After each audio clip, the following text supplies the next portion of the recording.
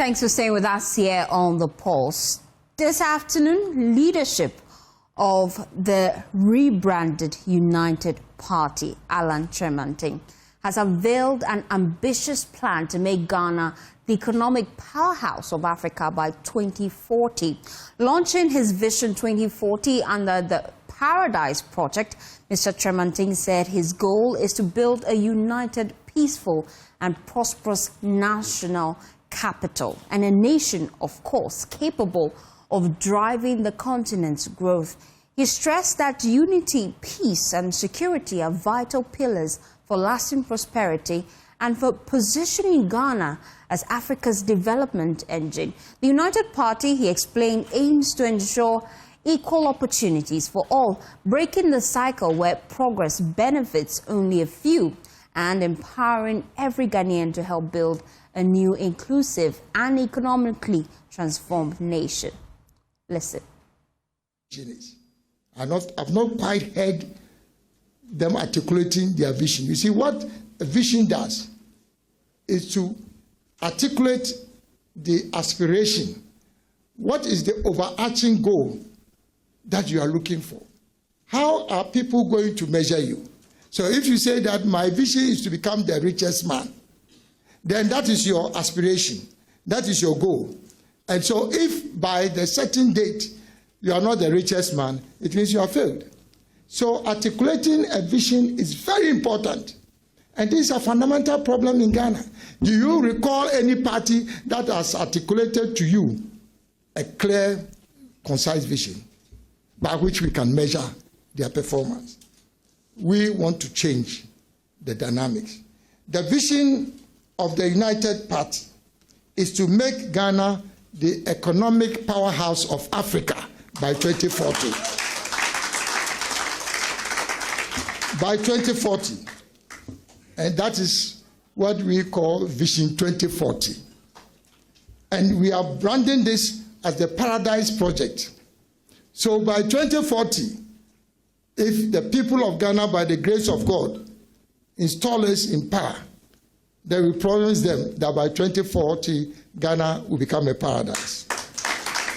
Now, you may articulate your vision, but what is it that you are going to do to realize your vision?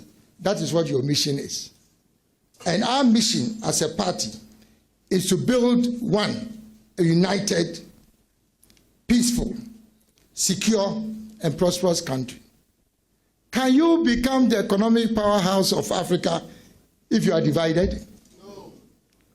Can you become the economic powerhouse of Africa if there's no peace in your country? No.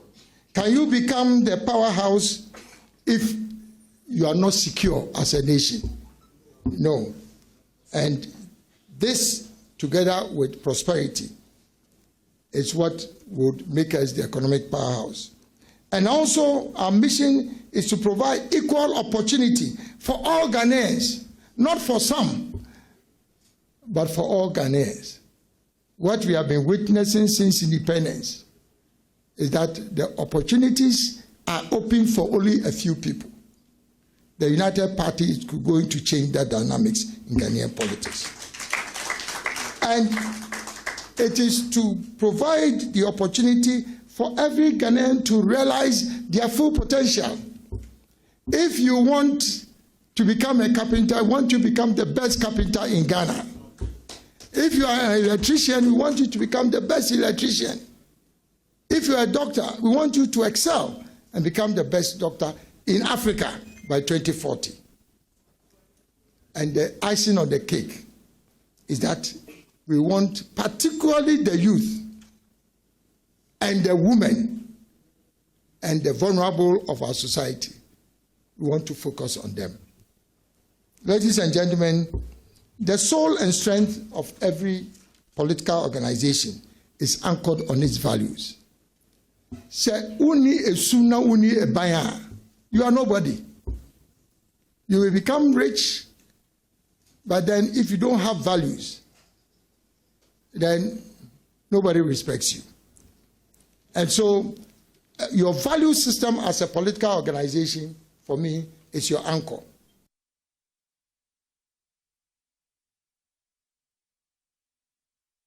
Meanwhile, the party's acting national chairman, Abubakar Boniface Sadiq, has hit back at the New Patriotic Party for calling on him and other breakaway members to return.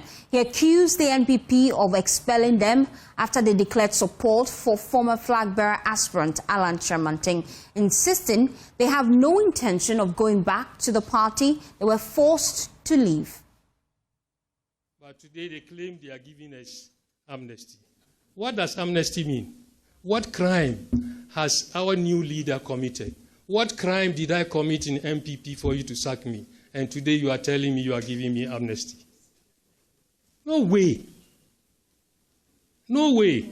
When you divorce in Islam, when you divorce a woman 3 times, she's no longer your wife till thy kingdom come. I consider myself, I consider people like Baba Alaji in the Islamic fraternity have been sacked. We don't belong to anybody. We came and contributed. Ghana first. We believe in Ghana and nothing else.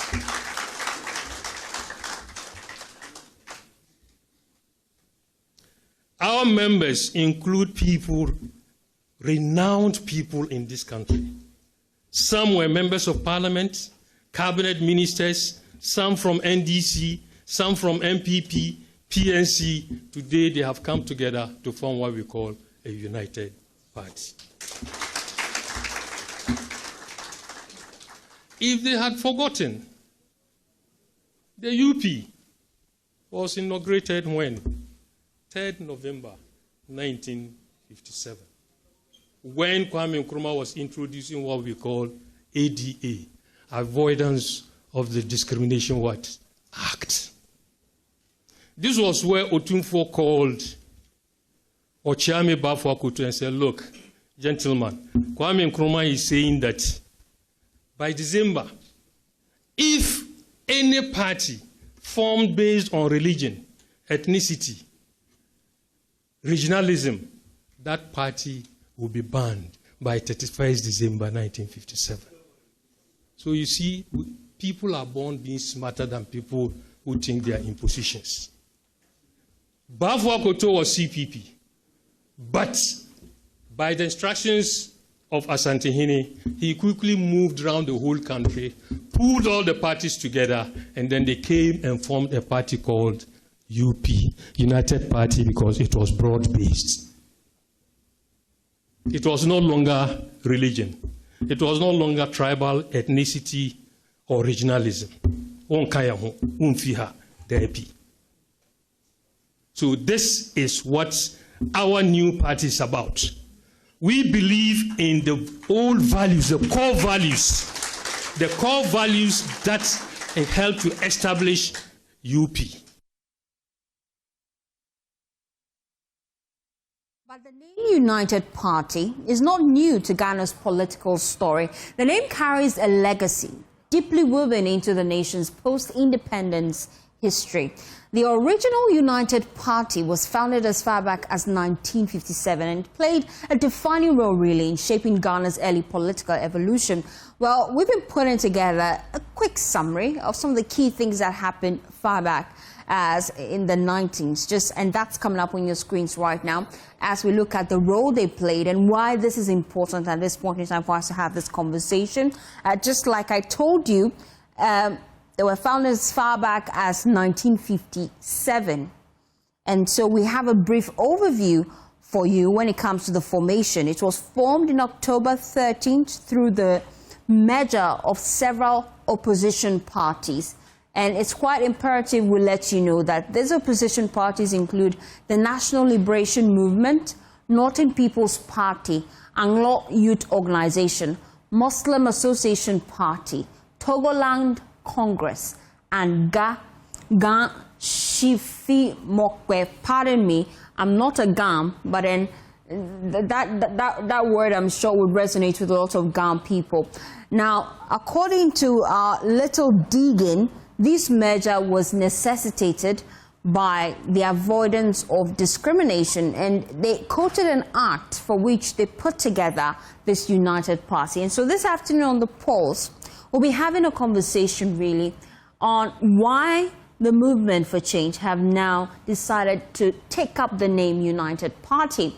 As far back as 1957, the leadership then was Kofi Buzia, and he was leader of that party.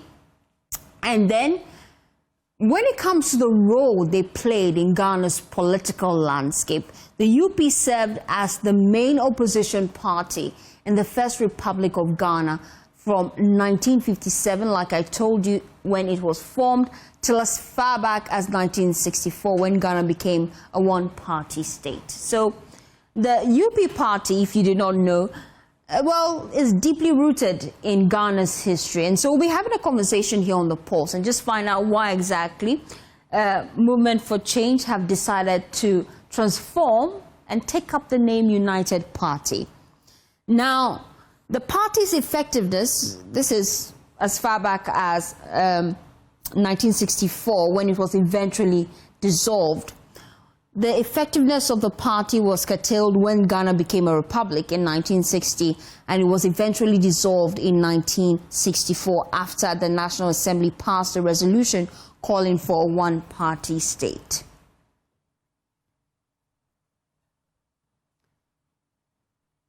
So the big question we're asking this afternoon on The Pulse really is, how different is this new United Party from the historic UP, and what potential or threat does it pose to the existing political parties, specifically the NPP, who is currently in opposition, and as well as the NDC, currently leading the country? Well, we're privileged to have in the studio with us the General Secretary of the newly launched United Party, Yaw Buaben Asamoa. We appreciate your time here on The Pulse. Great to have you here. Thank you. I'll start with the name, though. Why United Party? Very well. First of all, let me say that Kofi Buzia was not head of the NLM. Okay. The NLM was headed by Akuffo-Addo, Okay.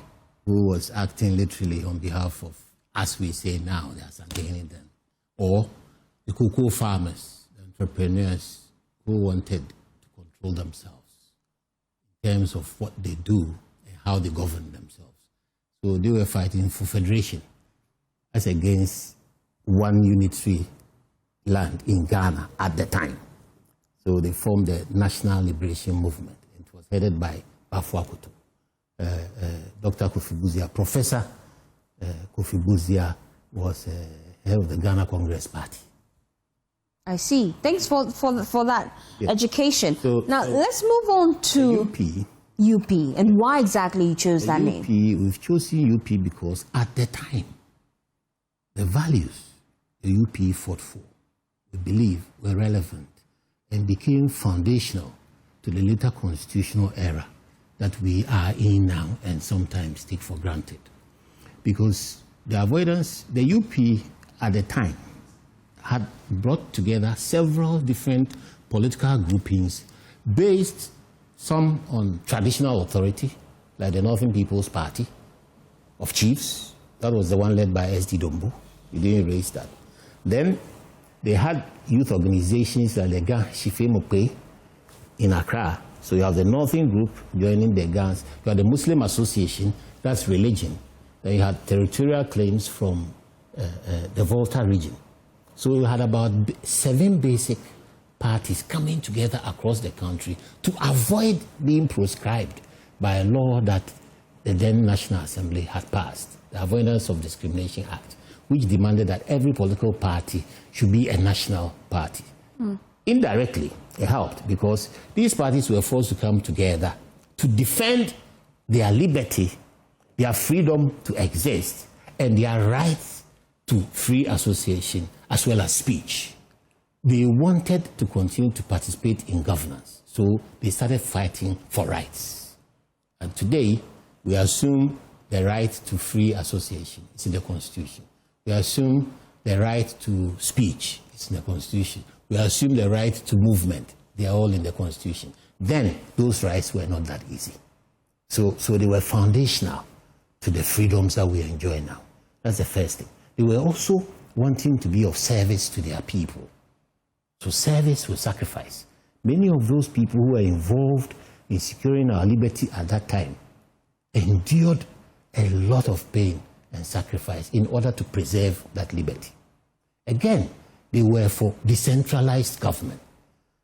Then it was seen as federal. The people thought they wanted to break the country up. But all they wanted was more local content in decision making. More local content in decision making. Today, we say that it's decentralization. They were entrepreneurs. They were cocoa farmers, mostly farmers, fisher folk, and they were in a cash crop economy, cocoa, so they were impacting heavily on the national economy. And they wanted to preserve their autonomy to grow their businesses as private sector people, to inform the pricing, the sales, the marketing, everything to do with the industry. They wanted to manage it as against the state managing them. So fundamentally, your values align. So our values align. But the beautiful thing is that we have evolved. We pick those foundational values from the UP, but now we have evolved. So we are UP plus, a new UP. UP Why UP plus, though? UP 2.0. Because migrating from Movement for Change, which was a movement, yes, and then now being a fully fledged political party. Yes. What informed that decision? So that is what I'm coming to, that we have evolved to the center of Ghanaian politics. The original UP could be seen as being to the right of center. They are a conservative group, but they were a mix across the country. Not all of them were conservative. So we have moved from the right to the center. In the center, we focus on pragmatic solutions to problems that can help everybody. We compromise between the left and the right in order to make sure that the things that need to be done get done. And we focus on problem solving, not point scoring. That because I'm a socialist, I do it this way. Because I'm a capitalist, I do it this way. No. Our posture is that as long as it works, it doesn't matter where it's coming from. If it is good, we'll pick it up, bring it into the center, and work with it. That means we'll bring talent across the divide into the government. That's why we are saying that, given the opportunity, we'll form a national government, a government of all competent, meritorious Ghanaians who can help grow this country along the right path. So now you're asking, why a movement? Movement did a great job before the general election. Did it really? Yes. If you look at the numbers... Based on your performance? Yeah, if you look at the numbers, then you focus only on the numbers. That is where you make a mistake. Because the numbers reflect several... How do I put it? But first of all, as a movement, you do not have the basic structures that protect you on the ground all over during an election. Am I making sense? And in the kinds of elections the NPP and NDC have run in this Fourth Republic, you'll be surprised the kinds of things that go on at polling stations during an election. If you are not protected, you lose out. So as a movement, we may not have been protected enough at the polling station. The numbers don't reflect what truly went on.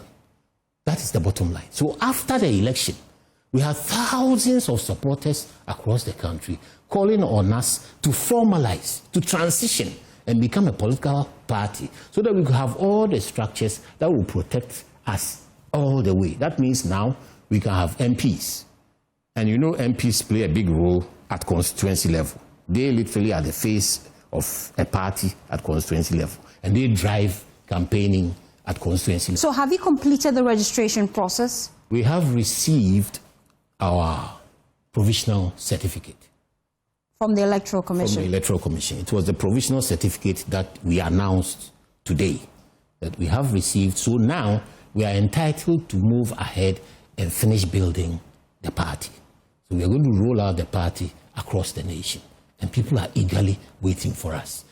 People who are disillusioned with the monocracy and the shenanigans in the NPP, the NDC, people who, the CPP were already working with us even before the 2024 election. You remember we formed the Alliance for Revolutionary Change. Yeah. Brought together different interests from both sides of the divide. Are they with you on this? Many of them are in the executive, the new executive, the interim executive of the United Party, UP Plus, UP 2.0, because we've moved from conservatism. Okay, but then let's look at your executives and what informed the selection. Is Alan Tremantin the founder? Yes, he's literally, he drove the initial process. Now we are going to have founders from across all the districts, but we have to initiate. So that is where we are. But when you're describing your political party, who can we attribute its founding fathers to? So Tremantin, I would say, is a primary founding father. Okay.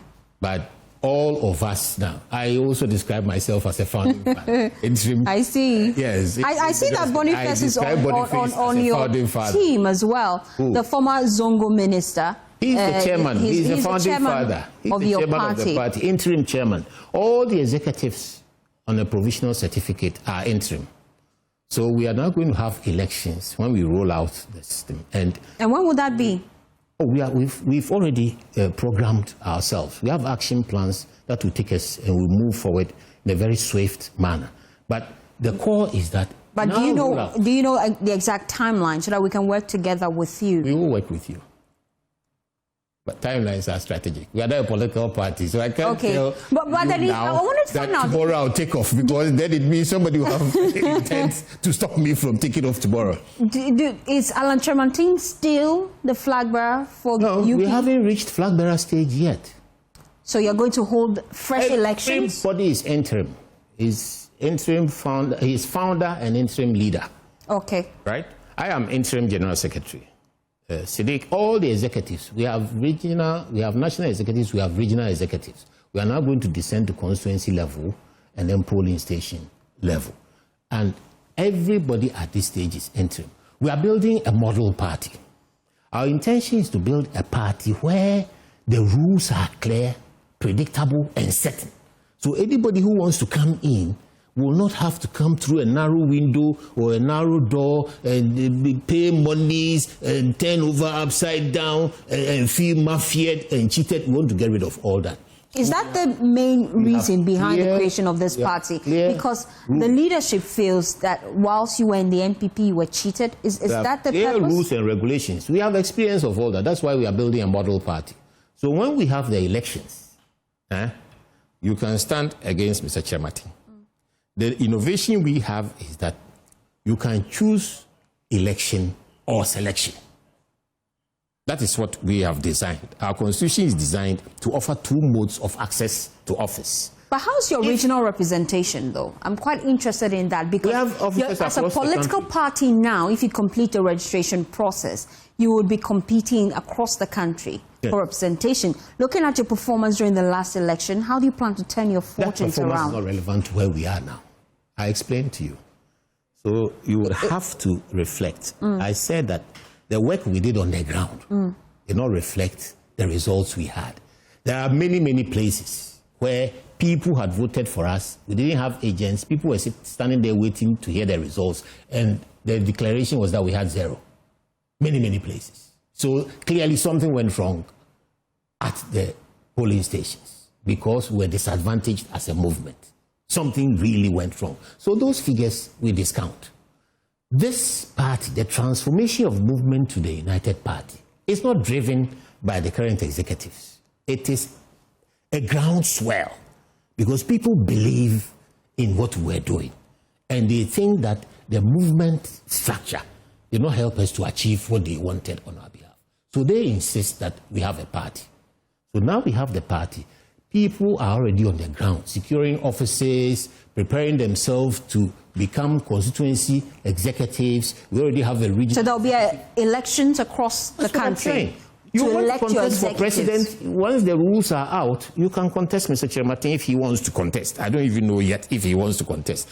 I am going to be contested if I want to remain general secretary in an election. But the beautiful thing we have brought to minimize the noise around access to office within parties and in an attempt to access national office through parliament or otherwise is that we have chosen two modes, election and selection. Okay.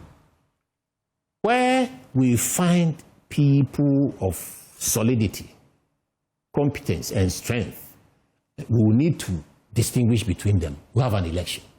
Okay. Where a community comes up and says that this is the person who helps, we know, and then when the constituency executive accepts that recommendation, you have a selection. You understand what I'm saying? So you don't necessarily have to have an election, because what is happening is that every time you have an election, sometimes the outcome is not acceptable, because the factors driving the election may not reflect the desires and wants of the people on the ground. Sometimes a very good candidate may not have the kind of financial resources that electoral system demands. So somebody may be very popular in the community, like teachers. You know, teachers are very popular in local communities, but they are hardly ever able to come to parliament because they don't have the financial resources. So we are opening the doors and we are establishing the rules very clearly. So wherever we find somebody who is competent, capable, and well-loved in a community, and the community endorses that person, the person will be selected to act in any capacity, whether as constituency chairman or secretary or parliamentary candidate or otherwise. You know. Okay, as a political party, I'm sure you have your assessment really of the current administration. They've been in office for the past 10 months. How would you assess their performance? Frankly, everybody looking at the president's demeanor and mien will acknowledge that he has changed. This is not President Mahama of 10 years ago. He has matured, he is deliberate in his decision-making, and he is trying to plan. There's no doubt about it. He has changed. His governance style has changed. Now, it is up to him to stamp his authority and bring about sustainable transformation. Sustainable transformation cannot be assessed in 10 months. In 10 months, all you can do is make your appointments, see if you can develop some action plans, and try and deliver some things on some things. Already, you can see the difficulties with Galamsey and a couple of other things. But the bottom line is that for me, as a person, the president has shown market maturity. And his style, he's calmed down, he's demonstrating a certain, capacity to engage people. He has changed. And I like the current style he has. It really shows that he's staying at home for 10 years. He's studied and he's learned. So if you look at his appointments, he's tried to reach out into civil society, into other places. He's trying to populate his government with competence and minds rather than just loyalty. Compare his leadership to that of the previous NPP administration. I'm not interested in comparing that administration at all, because it has nothing to do with their performance. Everything they performed was overshadowed by the lack of humaneness. For me, that is the biggest problem that party has. It got too arrogant. Is that the reason why you won't come back? Is that the reason why, as an individual, you will not go back to the NPP? I don't intend to go back to the NPP. They don't have values. First of all, let's examine the NPP. Which is the NPP? Right now, which is the NPP? Because, as far as I recollect, the chairman of the NPP was CPP. 8 years, the NPP was managed by a chairman who at CPP died in the war CPP, but managed to become NPP. The candidate, the presidential candidate that took over the party, has NDC antecedents, pure NDC antecedents. His wife is from a PNC family, of which some are NDC. So if NPP is about tradition, then what they have now, though they have remained conservative on the right of center, the values of integrity, service, sacrifice were corrupted. Those values were corrupted. It turned into another people's party. You were either responsive to the president or you were not part of it. So I don't see it as NPP. I see it as Nana People's Party. So there is no NPP to go back to, literally. Not even with a new crop of individuals who are vying for the position of leadership in the party? I am inviting all the disillusioned, silent people. Over 2 million people refused to vote and voted the NPP out by staying at home. How about the new crop of individuals vying for the flag bearership race? You still feel that they're not cut out for the job? Imagine. The likes of Kennedy Japan, Dr. Mahmoud Bawumia, Educhum, they're not cut out for the job? Is that what you feel? Can you imagine the pain of knowing that a group you followed for several years, a group who have been in authority for several years, are going to go out of authority because you don't like what they are doing at all, so you refuse to step out and vote? Can you imagine that over 2 million voters in this country felt that they would not be able to get the best of leadership out of the NPP and therefore stayed away from the ballot? Can you imagine that? So those people are looking for a new home, a home with integrity, a home with freedom, a home that is inclusive, a home that doesn't knock them out using funny shenanigans, where they can blossom, where they can contribute their thinking and widow's might and grow politically. I am inviting all those people to come to the UP because UP 2.0 embraces all the sacrifices and service and integrity of the previous years and gives you the opportunity to evolve into an enterprise economy where social nets will also protect people. We are inviting those in the NDC who are disillusioned. We are asking the CPP to join hands with us. We are making sure that people have an alternative space in politics in Ghana. As we wrap up the conversation, I have this question from one of our viewers, and I'd like to read it to you. Yeah. He says, no breakaway party in Ghana's Fourth Republic has earned even 5% of the votes at the general election. What makes this new UP think it can win the next polls, which are less than 4 years away? Two things. First, in the ordinary scheme of things, is that we believe strongly that the quality of leadership, the quality of programming, the integrity that we offer, and the model party that we are going to give to the public offers a clear alternative to one of the two who are managing us at the moment. So we are going to go out there and persuade the voter that we are viable enough as an alternative. Because let's face it, voters feel apathetic. This has become a revolving door. Since the election, they're only talking to each other. I'll arrest you, or you didn't do this, you did this, you are corrupt, I'm not corrupt. My people will go to jail, you won't go to jail, I'm arrested. It's been turned into incumbency, post-incumbency, revenge, accountability. Criminalize everything you came to meet, pile up their debt, do your own. Afterwards, you are criminalized by the other one. They have nothing to do that is responding to the needs of Ghanaians. It's a revolving door. Because of that, they don't respect voters. They don't care what voters think. They know that sooner or later, the other one will step out and they will step in. We want to offer an alternative, a credible, genuine alternative. And that's why we've opened our doors. That everybody is welcome. Brains, talents, Ghanaian brains, talents across the divide. Welcome. Let us join this party. Build it and use it to build a nation. That's the first approach. You are competing against them. The second approach is to change the constitution and remove winner takes all.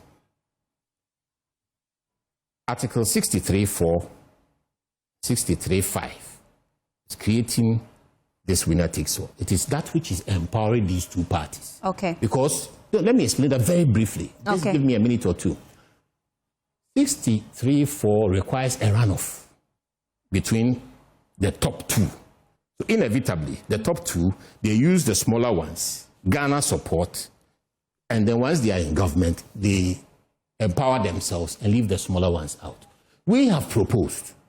So I've told you that in the first instance, we will compete. In the second instance, we have proposed that 63.4 and 5 be amended for the runoff to be done away with, so that if we run and a party makes 50+1 on the first ballot, then so be it, they have the government.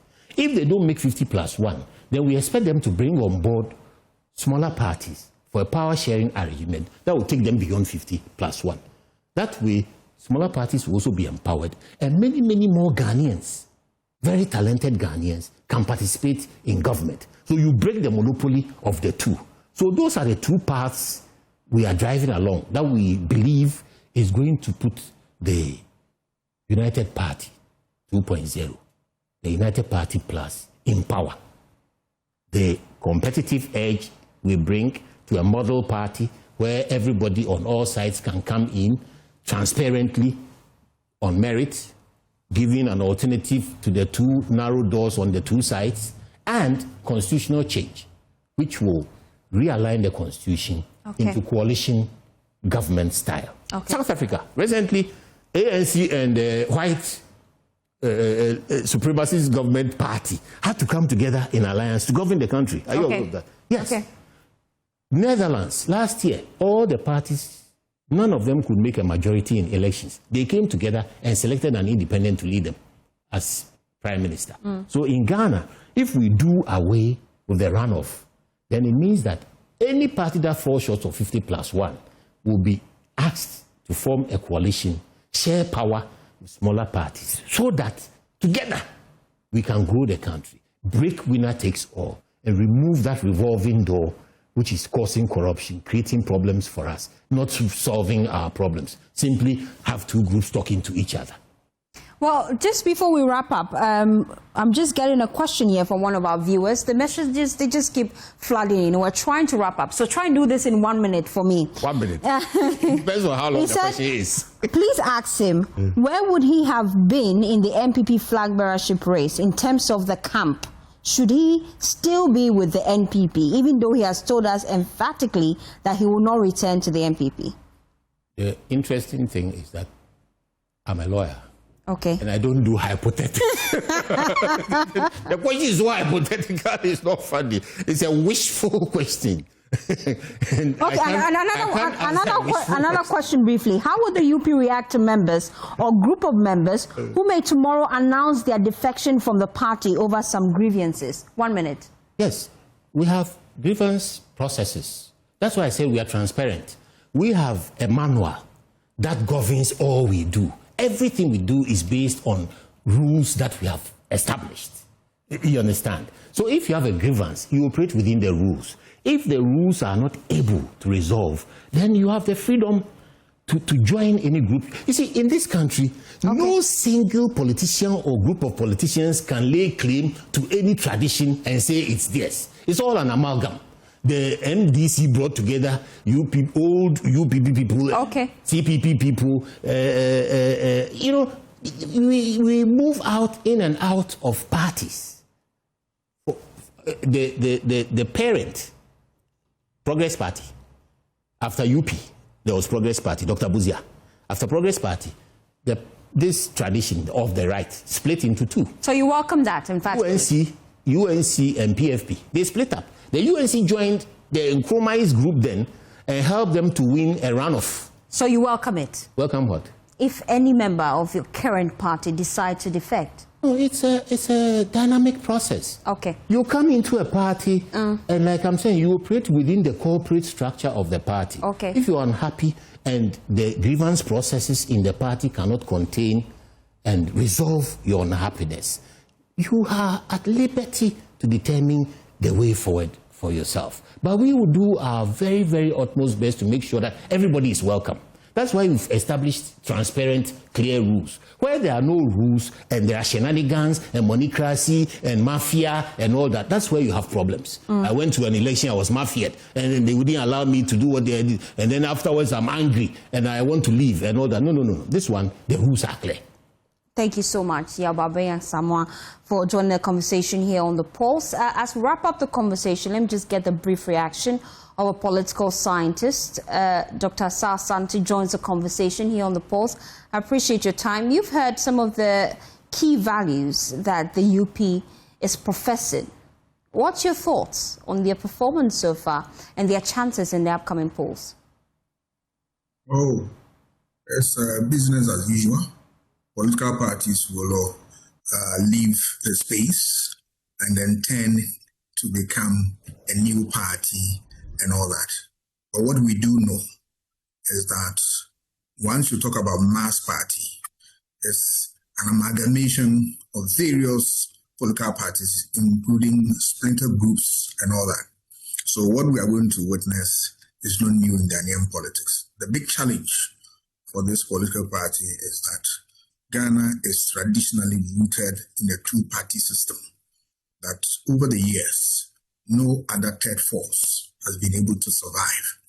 The roots of the two dominant parties since 1951 up to today has been so ingrained that any other party you are wished away.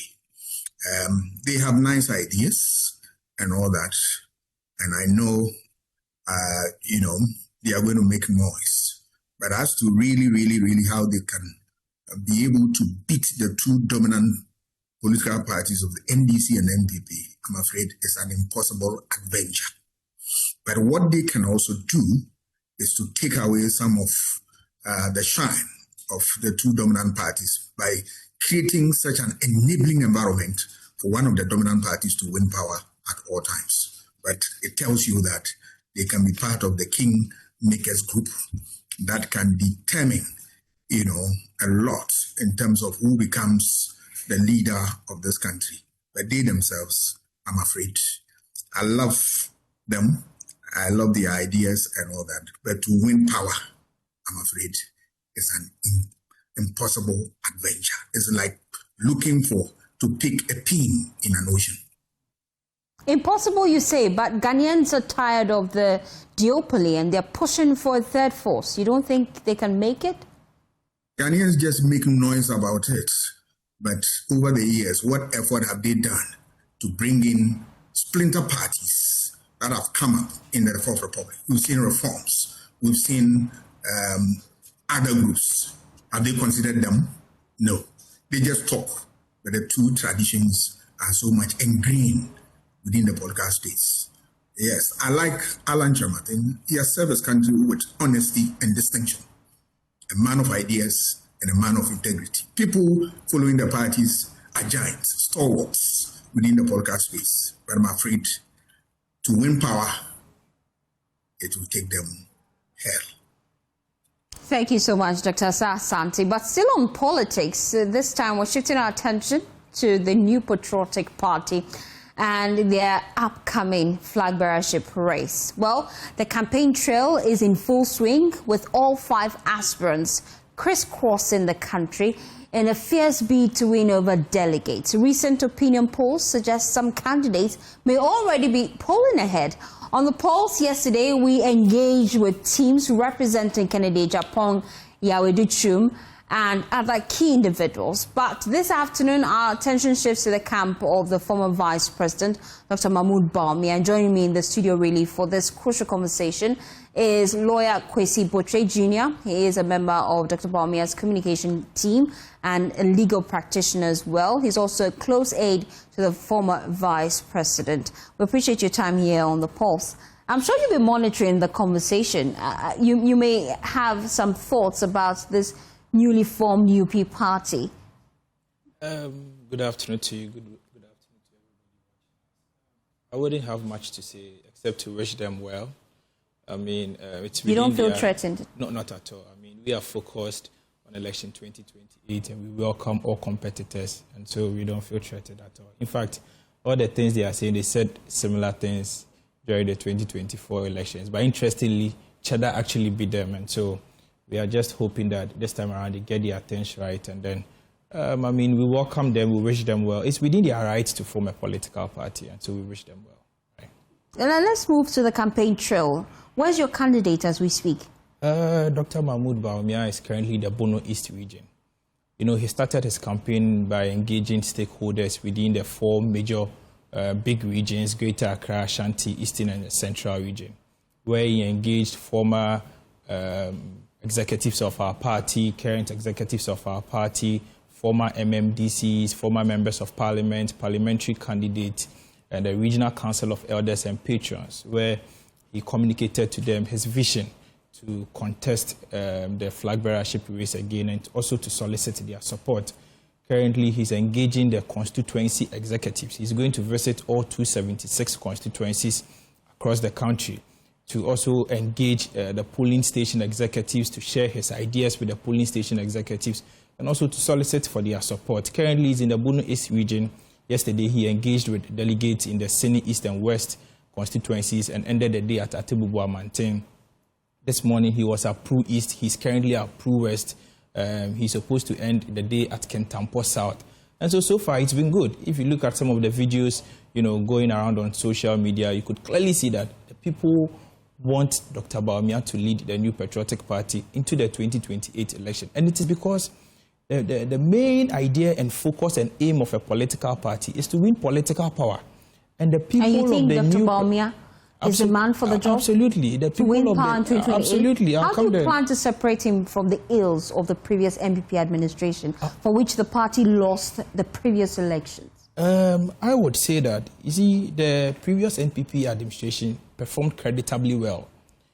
There were so many things the government got right, and there were also so many things the government didn't get right that, provoked the good people of this country. In fact, let me say that the NPP, the Ghanaian people, do not owe NPP a victory. It is within, the right of the Ghanaian people to reward the New Patriotic Party with victory if they believe that the New Patriotic Party is capable of steering the affairs of this nation. And so in the view of the Ghanaian people, the NPP got a few things wrong, of which they thought that the NPP should, come to opposition for the NDC, for them to also try the NDC. And so I do not think that Dr. Mahmoud Bawumia would want to, take himself out of the things the government didn't get wrong. In fact, he himself has said times without number that the things that this government got right, he's happy with them, and the things that we got wrong, when we have the opportunity next time, we'll correct our mistakes. And again, I have heard so many arguments, like you just asked. There's been so many, reports and so many conversations surrounding the fact that the NPP lost because of the candidature of Dr. Mahmoud Bawumia. Anytime there's an electoral loss, people always want somebody to blame other than they themselves. It happened in 1992 when the respected Edu Buahin lost. People blamed Edu Buahin for our defeat. It happened in 1996 when President Akuffo lost. NPP people blamed President Akuffo for our defeat. It happened when we won in 2000. We tagged the victory as a collective effort. When we won in 2004, the victory was tagged as a collective effort of all NPP members. When candidate Akuffo-Addo lost in 2008, people said all manner of things about candidate Akuffo-Addo, including NPP members. People even said he could never be president and so on and so forth. People said candidate Akuffo-Addo was a bad candidate because of his mannerism. People even questioned his demeanor and even his accent. In 2012, when we lost, people blamed candidate Akuffo-Addo. But in the wise, conscience of our party people, they repeated candidate Akuffo-Addo in the 2016 elections, and he won. When he won, the victory was tagged as a collective effort of all party members. In 2020, when we won, the victory was tagged as a collective effort of all party members. In 2024, today, the NPP has lost. Certainly, people would want to blame the candidature or the personality of Dr. Mahmoud Bawumia. However, in the wisdom of the party, after we lost, the party set up a committee to look into the reasons why we didn't perform well in the 2024 polls. The committee chaired by the respected Professor Okwe came out with their findings, and from the summary findings we know, the committee did not indict either the personality, the tribe, the religion, or the ethnicity of His Excellency Dr. Mahmoud Bawumia. The report actually outlined a couple of reasons why we lost. And in fact, the reasons this report outlined was also corroborated by the report by the Ashanti Regional Party, the German right-wing institution Konrad Adenauer, the report by Musa Dankwa, and also the report by CDD. They all corroborated to the fact that the NPP didn't lose the 2024 elections due to the personality, the tribe, the religion, or the ethnicity of His Excellency Dr. Mahmoud Bawumia, or the actions or inactions of Dr. Mahmoud Bawumia. However, generally, Ghanaians were just not happy with the NPP. They were just not happy with the NPP due to isolated instances. For instance, the report outlined that Ghanaians were not happy with the e-levy, but we bulldozed our way through. Ghanaians were not happy with the DDEP. But we bulldoze so our a way new through. NPP administration will listen to the people. It brings me to my next question, really. Yesterday we heard from the camp of Brian Champong tell us that some of these opinion polls being put out by individuals and even pollsters, some of them have even approached him to ask for money to put him in a favorable position. As the NPP and as the camp of Dr. Mahmoud Bawumia, has any pollster approached you to demand money? I think this assertion by I have not heard about it. I do not know how, whoever put that out. And so, but I do not think that posters in this country approach people for money to organize, Well, posts. he said it. He said some people approached him. So I want to find out if some people approached then it you. is incumbent upon them to, provide evidence for us. But from where I sit, no poster has approached that. No poster has. But I don't think that it is also fair to tag posters as, people who always ask for monies before they conduct posts. No, I don't think so. Okay. I don't think so. So you've never sponsored any of these posters? As a lawyer and as a student of research, I believe in data. I believe in research, and so I do not think that posts are influenced or induced by monetary considerations. I do not think that is what happened. In fact, that is their opinion. Has your camp sponsored any poll? Our camp has not sponsored any poll. In any case, if we have sponsored any research, it is for our, internal betterment and exercises. And in fact, as every reasonable, political camp, it is very important that you have your own research team and your own people on the ground to put data together for you, because feedback is very important in political campaigns. And so if my camp has sponsored any research, it is for our own good. And we have our internal people who conduct our internal polls, and research works for us. We do not need any external poster to do anything for Dr. Mahmoud Bawumia. Because clearly, if you go on the ground, it is clear that the people know that it is Dr. Mahmoud Bawumia who can win the NPP power in 2028. Because you see, if you look at the political trajectory of our tradition, the NPP has a tradition. This is the third time, this is the third time we are trying to try to win the presidential elections. The first person was President Akuffo. President Akuffo contested twice. He contested in 1996. He didn't win. When he didn't win in 1996, all manner of things were said against President Akuffo. All manner of things. Candidate Akuffo-Addo contested about 2 times. When he contested in 2008, I've told you, all manner of things were said about candidate Akuffo-Addo.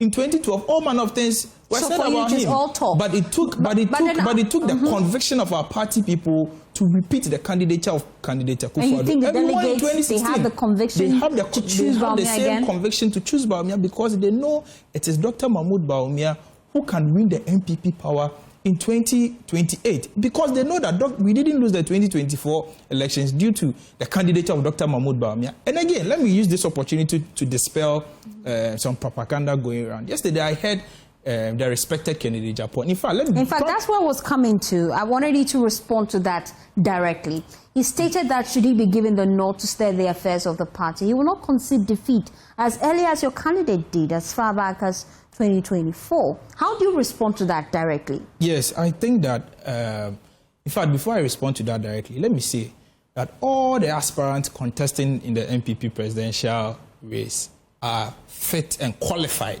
to lead the New Patriotic Party. However, who is most fit and qualified and formidable and prepared to win us power in 2028 is His Excellency Alhaji Dr. Mahmoud Bawumia. To Honorable Kennedy Japan's assertion, you see, if there is anybody who, in my opinion, benefited from the defeat of NPP in 2024, then it is the respected Kennedy Japan. Benefited? And again, let me say that considering the circumstances and surroundings that, confronted the party and the government going into the 2024 elections, if NPP had, presented Kennedy Japan as our candidate, I tell you, he wouldn't have crossed 30%. He wouldn't. He wouldn't have crossed 30%. And clearly, if you look at the data, it is obvious that he wouldn't have crossed 30%. And I say so because in the 2023 November 4th primaries, Dr. Mahmoud Bawumia beat him by 69%.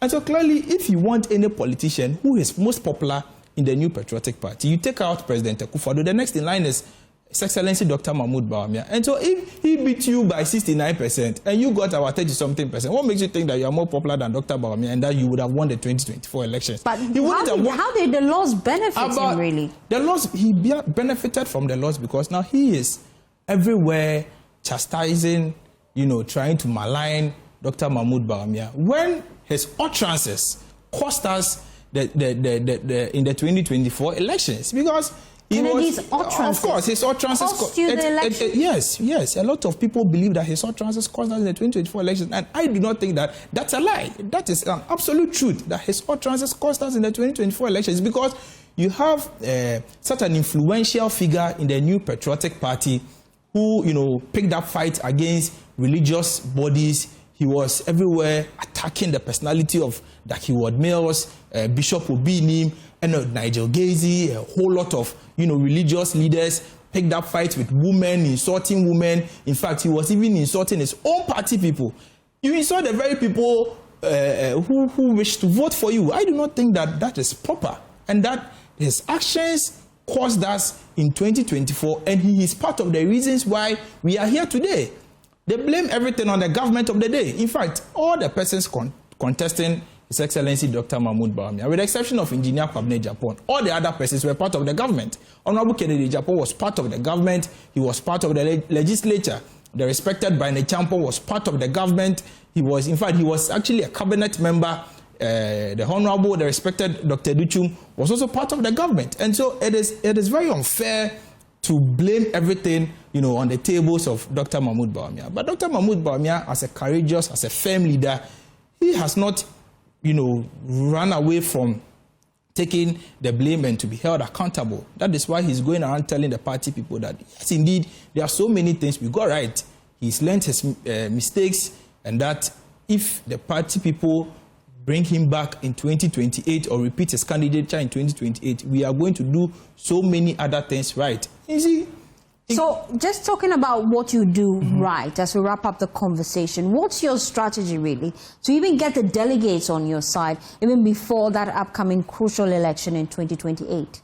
In fact, as a lawyer, I would not come and sit on TV to discuss the strategy of my candidate. However, my candidate, Dr. Mahmoud Bawumia, is on the ground campaigning and canvassing for votes and soliciting for votes from the NPP delegates. And you see, amongst all the candidates, Dr. Mahmoud Bawumia, we say, is the most prepared. He's been part of NPP's electoral, history in the last five consecutive presidential elections. In 2008, he was our running mate. He toured the whole country. The party people know him. He's known across the rank and file of this country. In 2012, he was our running mate. He toured across the rank and file of this country through to 2016, through to 2024, where he was the presidential candidate. And in fact, it is a fact. The law is clear that as a vice president, you do not have any real power. Our party people watching me, the position of the vice president is just like the position of a vice chairperson, a deputy youth organizer, or a deputy organizer. You do not have any real power to make any impact. But again, we say that Dr. Mahmoud Bawumia has been the most effective vice president, because as a vice president, you perform duties that may only be assigned to you by the president. And so if you are unfortunate and you get a president who thinks he is able to do everything on his own, you'll be an ineffective vice president.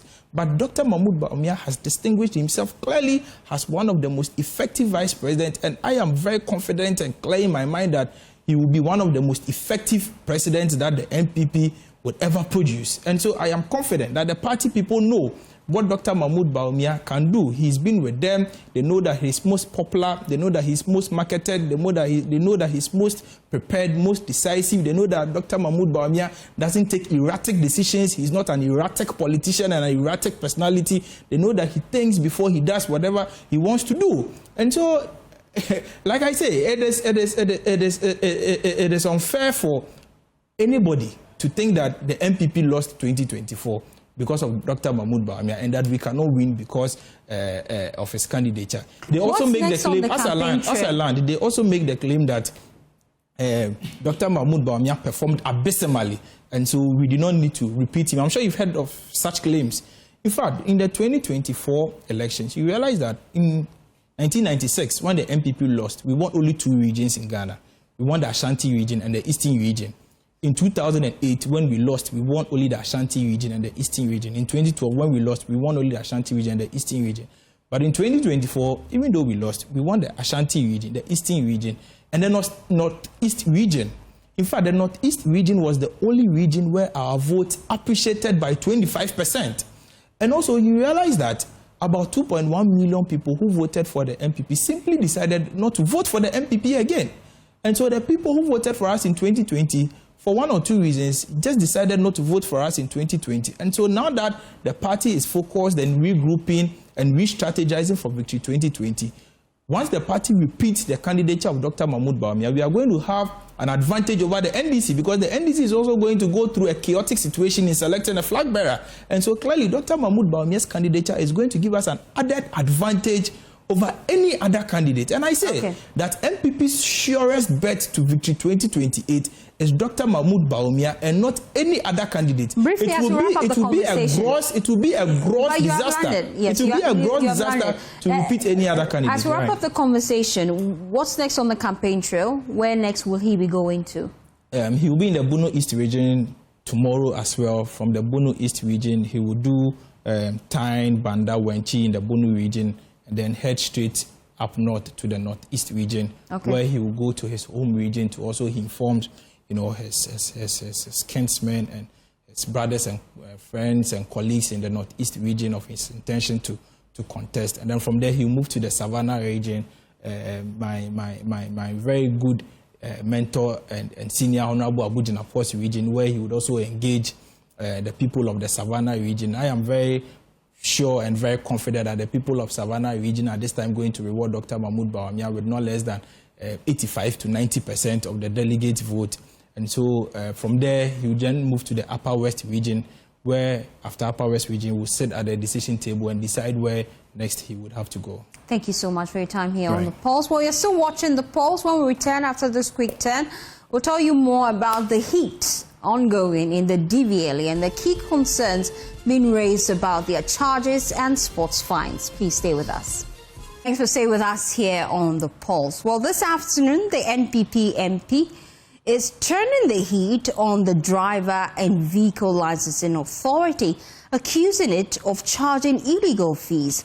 The DVLA for months have been charging what it called compliance fees against vehicle owners who did not adhere to legal and regulatory requirements. The DVLA listed nearly 50 items and charged 225 Ghana cedis for every alleged breach. But the NP I was telling you about, the NPP MP, who is Wama Yakun, described the charges as illegal since it did not receive parliamentary approval. Let's listen to him and be back with more. Charges are imposed by Parliament, not by any government agency on his whims and caprice, by regulation. So you would normally have made your fees, taking it through government for approval, and then it will be laid before Parliament. Parliament will have to approve it before you go ahead and charge. But here's the case: the DVLA had gone ahead to charge people for either sport fines, amongst others, without recourse to Parliament. And that is an affront to the law. And these are areas we are raising because it is becoming one too many. The government thinks that a lot of aid decisions that require parliamentary approval now never seeks to come to Parliament with it. Is it because they want to bring the image and reputation of Parliament into disrepute? Or is just a disregard because they have absolute majority? Well, thankfully, we've been joined on the phone lines now by Stephen Attu. He is Director of Corporate Affairs at DVLA, and he is about to respond to some of the key concerns being raised by the NPP MP for Ifia, Isaac Wama Yakun. Thank you so much for your time here on The Pulse. Now, let's start with the basics. The argument in the air is that there's a difference between charges and fines. What you were charging, was it spot fines or was it a charge? DVLA was not charging spot fines. Good afternoon to your viewers. Okay. We appreciate the fact that spot fines, as spelled out under the Road and Road Traffic Regulations 2012 Act, or LI 2180, makes a clear distinction on what a fine is. And we know that falls directly under the Ghana Police Service. They do the sport fines. What DVLA is doing is to enforce the fees and charges as approved by Parliament. The Honourable Member is not fair to DVLA by suggesting that we are making charges which have not been approved by Parliament. I have with me this document titled Fees and Charges, into brackets, Miscellaneous Provisions, bracket closed, Regulations 2023. That is fees and charges. And you know that the Finance Ministry is charged with the responsibility of laying before Parliament the fees and charges of institutions that have the right or that have been mandated to charge such fees. And so the Ministry of Transport collated the agencies under it, for instance, the Ghana Aviation Authority, the Maritime Authority, and all of those that are qualified to charge fees. They collect the proposed fees and then pass it through the Ministry of Finance, which is laid before Parliament, and then approval given. And this was approved. In fact, this reviewed charges was approved in 2023. Meanwhile, it had been in existence long before now. In fact, you see, when you pick the regulations, which is the regulations 2180, okay, under the regulation 158, you see clearly what we call power to inspect, impound, and prohibit the use of motor vehicles. That falls within DVLA. In fact, when you take the very first provision, it says an examiner, an authorized vehicle inspector appointed by the licensing authority, which is the DVLA. And that is what they are doing. In fact, as it stands, your vehicle is expected to be in a particular state. And it is on DVLA to ensure that every vehicle that is put on the road is within that particular space. So you are supposed to have a vehicle not tinted beyond a certain level. You are expected to carry the requisite documents on the road to drive. In fact, which officer can really inspect vehicle documentation better than DVLA? So clarify for us, compliance fees which you were charging, didn't you need parliamentary approval to charge those fees?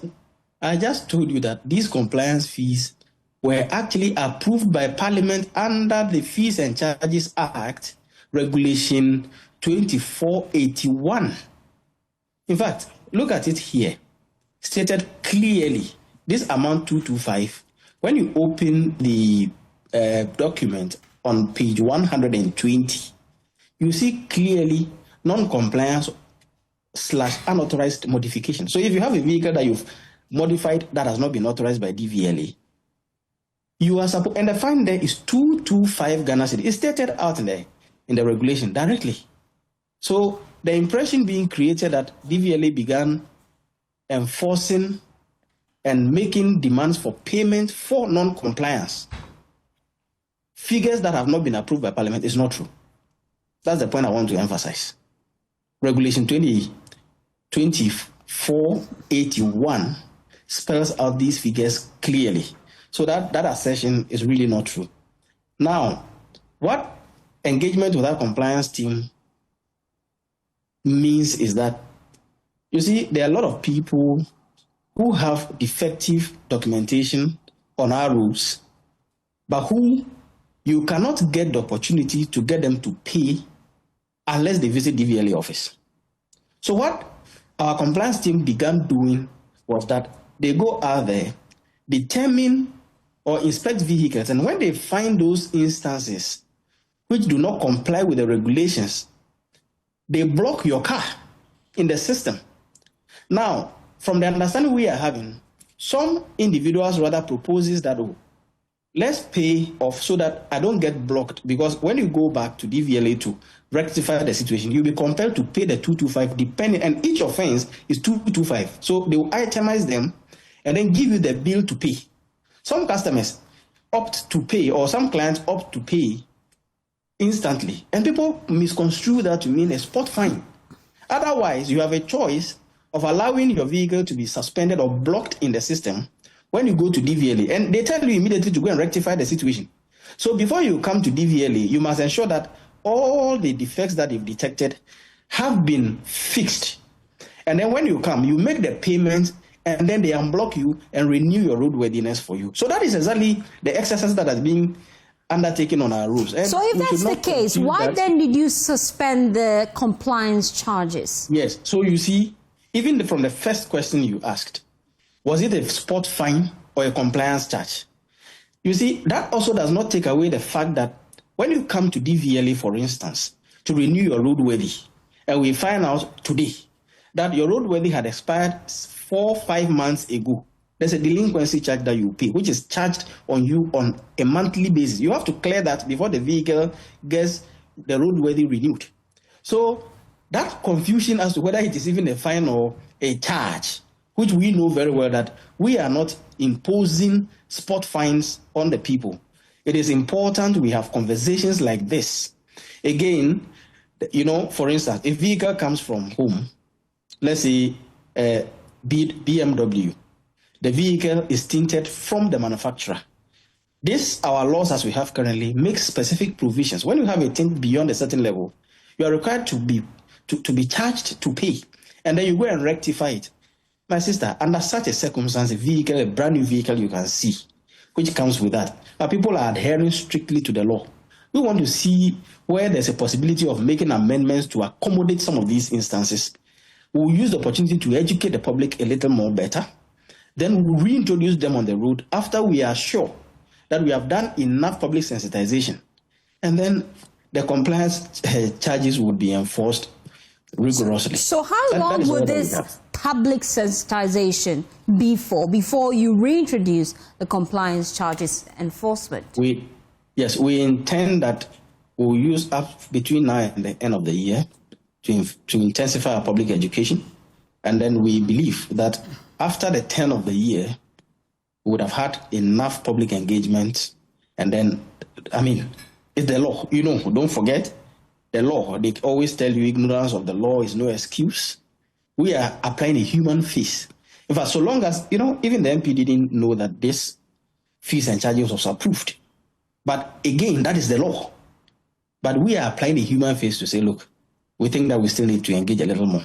From next year, we'll fully enforce this.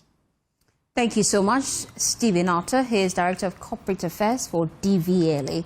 Away from that, the Minerals Development Fund says it is initiating measures to mitigate the health impact of illegal mining on affected communities. The dangers of heavy metals on the health of persons living in mining communities are being manifested in health facilities.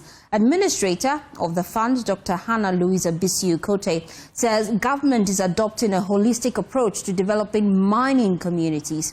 Now, Nana Yaw Jima has more in this report because he was at a breast screening exercise hosted by the Middle Belt Office of the Minerals Development Fund. He filed this report. The dangers of illegal mining on the health of persons in mining communities are widely being manifested. Research has shown children in these communities are being born with deformities. The unregulated use of heavy metals like mercury and cyanide in Galamsey is among causes of such health conditions. Researcher at KNUST, Professor Paul Pokusampene, explains the smallest quantity of such heavy metals could negatively affect the human body. But the child, when he ingests, is absorbed, this level of absorption is 50%. So if you took maybe fufu, which has these heavy metals contaminating the components that made the water that was made used to make the fufu, the child will absorb 50%, assuming that is 100 that was there. He absorbing 50 out of the 100.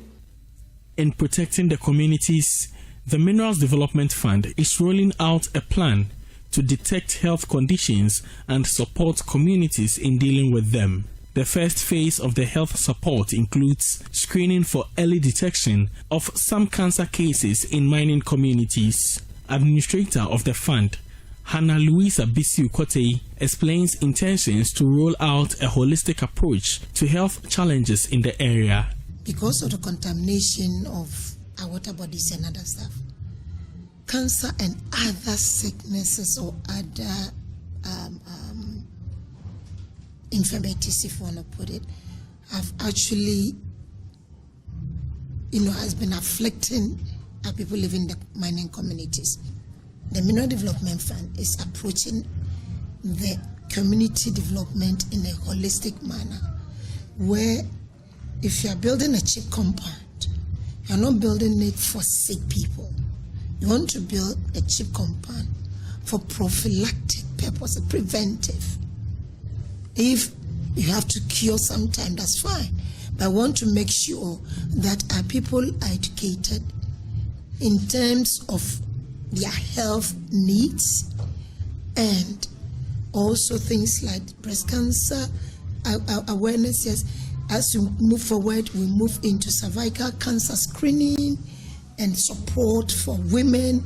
Meanwhile, as part of the MDF's corporate social responsibility, a breast screening exercise has been organized for the public. Together with SACS Clinic, hundreds of people were screened.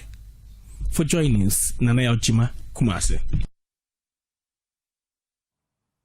Well, joining me in the studio this afternoon is Dr. John Baptist. Now, he's a German-based Ghanaian applied research scientist with postdoctoral experience and AI engineer and founder of the environmental NGO Climate Frontier Advocacy.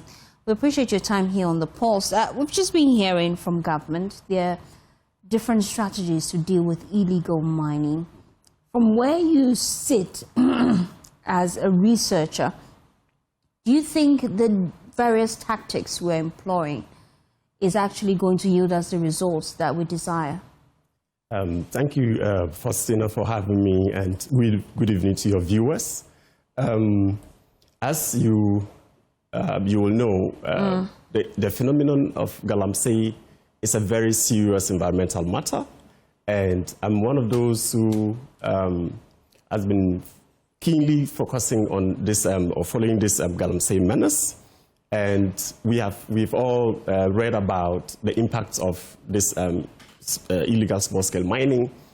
And what I'll say is that I've had the opportunity to be part of the CSOs who were invited to meet the president on the 3rd of October.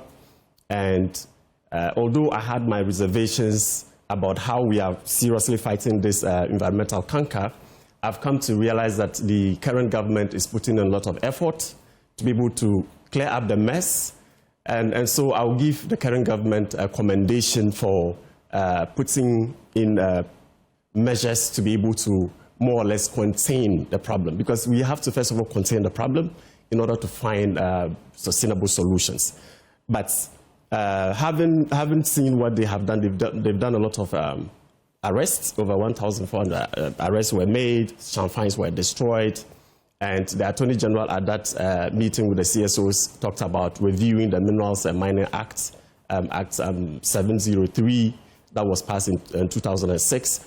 All these measures look good, as I said from the beginning, commending the government, but as a civil society group, we feel that what is happening now, we need much more efforts, because the problem is bigger than what we are seeing. Did you attend that meeting with CSOs? Yes, I personally attended that meeting on the 3rd of October, and that was where presentations were made.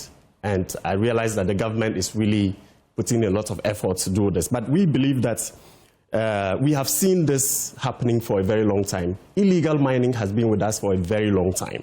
But we are not talking about the scale at which it is happening now. It is unsustainable. So that is why at my organization, Climate Frontier Advocacy, we strongly believe that if care is not taken, Ghana is really on a time bomb. And so the measures now are looking good, but we feel that that is not enough. For example, the government is trying to do the things that we used to see. I mean, forming task forces, trying to make some arrests. But before we realize, we don't see much being done. So from our side, we want the government to employ a stepwise approach. And one of the important steps that actually we want government to take, and also at the CSO's meeting with the president, I did not have the opportunity to ask the president directly, but those who were able to ask made a strong point, which we strongly believe, that the president should declare a targeted state of emergency, because that will give us the opportunity to concentrate our national resources to be able to confront this environmental canker. So for now, I think that before we can really make a great progress, we want to see government thinking about declaring a targeted state of emergency. For us, we think that that will help us to be able to do this. But one other thing I would like to add is that it appears when it comes to environmental matters, we don't take that very seriously. And that is where it is not a Ghana problem. It is not a Ghana problem. It is a problem that is known globally, that many people feel that what is happening to our environment is not much an issue. But that is not the case, because our very life is actually founded on the ecosystem services that we derive from the natural environments. So if we allow this galamsey to more or less incapacitate our forest reserves, we were told that 44 out of 288 forest reserves were affected, and 9 of them were no-go area because they were taken by illegal mining. And what we heard from NIMOS, the Anti-Illegal Mining Operations Secretariat, they said they've been able to reclaim those 9 no-go areas, which we think is very positive. But the government should have a stepwise approach. And we're also calling for a national dialogue on galamsey. That is one thing that we at CFA felt that this has not been done. When this government came into power, they organized a national dialogue on the economy, and after which they organized another national dialogue on education. And we were of the opinion that because we are faced with this gargantuan environmental problem, the government should have been proactive enough to call a national dialogue. Ghanaians, how do you want us to be able to solve this problem? And I think that if it is not too late, and I think that the government has already started to see the need to invite CSOs so that we'll be able to discuss this. And we were told that it will not be a 9-day wonder. We'll be invited, but I think much more should be done. Thank you so much, Doc. We appreciate your time here on The Pulse. Away from that, a free breast screening exercise was held in Tachima just to help women and girls just know their status. Currently, as we celebrate the month of October, the month for breast cancer awareness. There's more in the following report. Right here at the Techiman RC Basic School, a collaborative effort between the Holy Family Hospital and the Cancer Support Network Foundation saw more than 120 people step up for a free health checkup. A powerful show of community engagement, but the initial results are a stark warning bell. Of those screened, abnormalities were found in some 44 individuals. That's more than 1 in 3. 2 cases were serious enough to require immediate biopsies. This number underscores a critical gap between community need and routine medical care. Board Secretary of the Cancer Support Network Foundation, Gabriel Asumin, underscores the need for the public to take breast cancer screenings seriously. Through my personal involvement with Cancer Support Network, we find that there are some women who are walking through our markets with very bad cases of breast cancer, travel to the liver, to the bones in the back, to the brain, and that makes the treatment much more difficult. So we are hoping that through various organizations doing consistent education, we can detect breast cancer early so that we can get people the treatment they need so that they can go about their lives. He further shared a passionate plea. If a lump is found, your next step must be a hospital, not just a prayer camp. Faith, according to him, is vital, but it must be complemented by science. As a pastor and as a doctor, I pray for my patients. So we won't discount the importance of your faith in your healing process, but the most interesting thing that every patient, every person in Ghana will have to ask themselves is, of all the thousands of doctors that are in Ghana, when any one of them gets sick, will they go to the hospital or will they go to a prayer camp? When the pastors, myself included, get sick, do we go to the hospital or do we stay at home and pray? And if we go to the hospital when we are sick, then the church members need to pay attention. This urgent call for medical follow-up is echoed loudly by the doctors here who are on the front lines. They see the devastating consequences of late reporting every single day. Dr. Kingsley Bosompem is a general surgeon here at the Holy Family Hospital. Especially in the resource-limited communities, we record about 70 to 80%.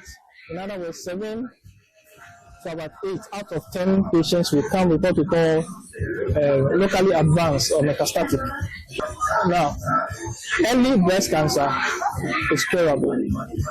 Locally advanced is quite difficult to treat, and then when it's in metastatic, it's no longer treatable. So the main challenge here is that they come in very late, 7 out of 10, which is not a very good sign.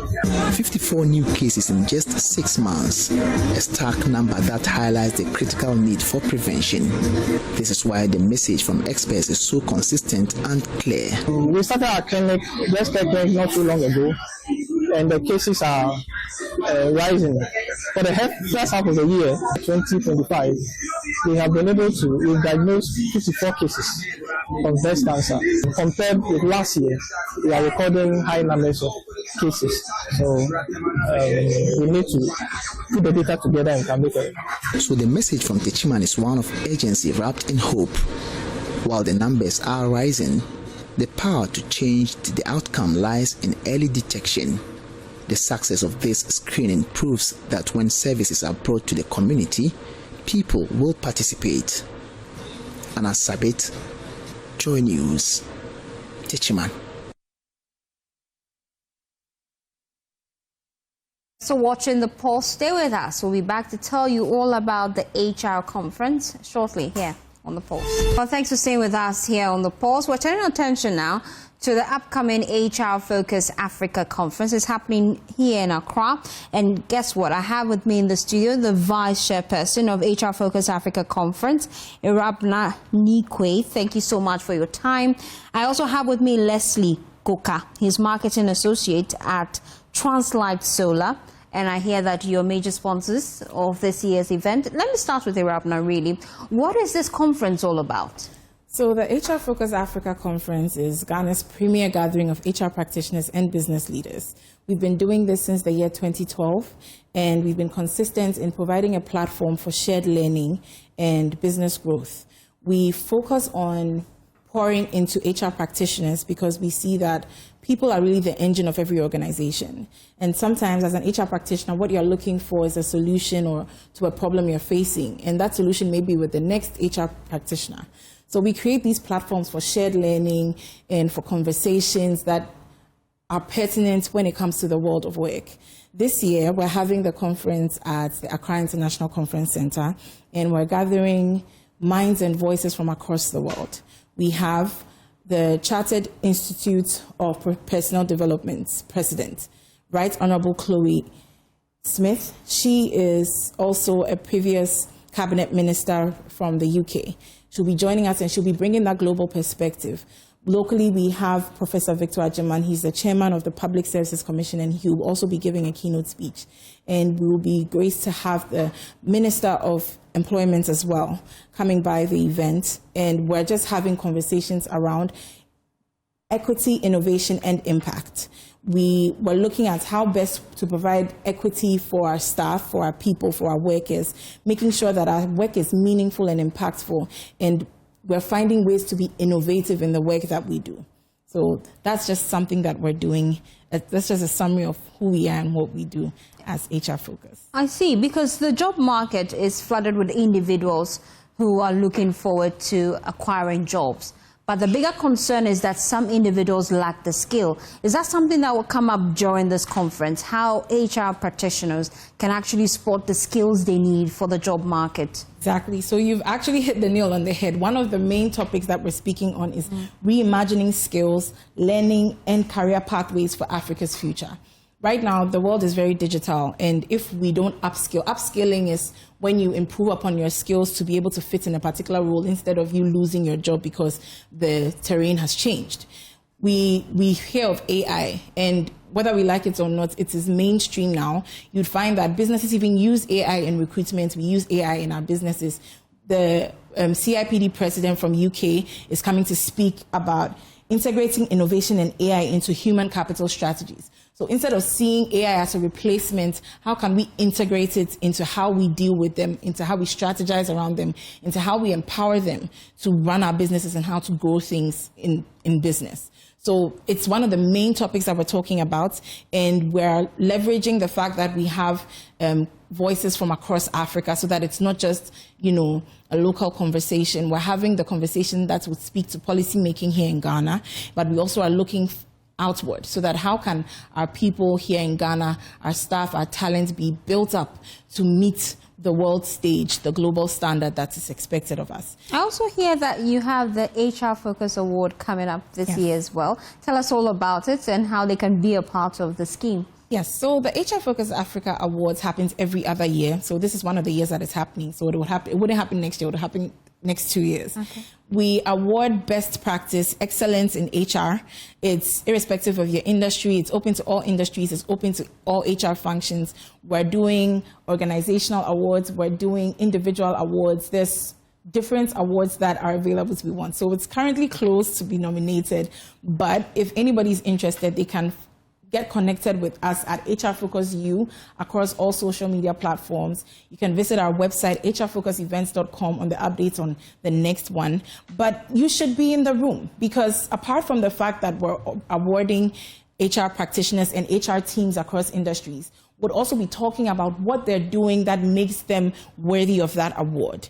And it was a rigorous process. They submitted their justifications to become finalists, and we had an awards technical committee that scrutinized the awards to make sure that what they're doing is actually by the book. And we had a very tech-centered system, so we made sure that the biases that could be there by human beings is disrupted with the integration of AI. And so we had just an all-round robust process, and it's brought out very interesting results that we're hoping to have a lot of people see tomorrow. So, oh, I see. So this is happening at the same time as the conference? Yes. I see. So let me come to Translite, and why exactly are you a part of this? I hear that you're doling out huge cash for this project. What inspired you to be a part of it? Okay, so I'll tell you a bit about Translite. So Translite Solar is a renewable energy company with a focus on solar energy. So we are into designing and installing solar units for both residential and commercial. So for your homes and for your factories and for your companies, we're able to tailor systems to meet your needs. And we're very big on sustainability, as I think everyone should be, really. And one of the things we are looking to do is to help companies and individuals build their ESG scores. Okay, and so we thought to ourselves, I mean, what better way to meet, more companies and more people, and then talk to them about how they can increase their ESG scores, make them more profitable in the eyes of investors. A lot of companies are looking for green funding nowadays, and so we reached out to Lenny, and they had this platform, the HR Focus Conference, and we said, okay, this is the perfect place to actually reach out to companies and talk to them about how they can basically leave a clean-up footprint, carbon footprint in the world. And exactly, and that's why we actually reached out to Lenny. I think the partnership with Translite Solar even goes beyond the conference, because one thing that is worthy of note is Lene HR has now signed onto the UN Global Compact network. It's a network that is dedicated to making sure that there are certain key pillars that are meted out in our organizations. And one of our main things that we do is to make sure that we pioneer sustainability internally and with our clients as well. So we're partnering with Translight to go beyond the conference to encourage everybody. Think about sustainability. Think about the environment in every day what you do. You know, that's where actually one of the awards, some of the companies vied for an award about sustainability. So it's a topic that needs to be integrated into what we do in our businesses and in our lives as individuals. And we're looking forward to that conference coming up just shortly. And it's imperative that you go on all their social media handles, right? Yes. Just to be a part of it. And it tells you how you can be a part of it across the country. My name is Faustina Safa. I've been speaking to Arabna Nikwe as well as Leslie Goka here on The Pulse. And that's how we wrap up the conversation. For more news, please log on to myjoyonline.com. Good afternoon.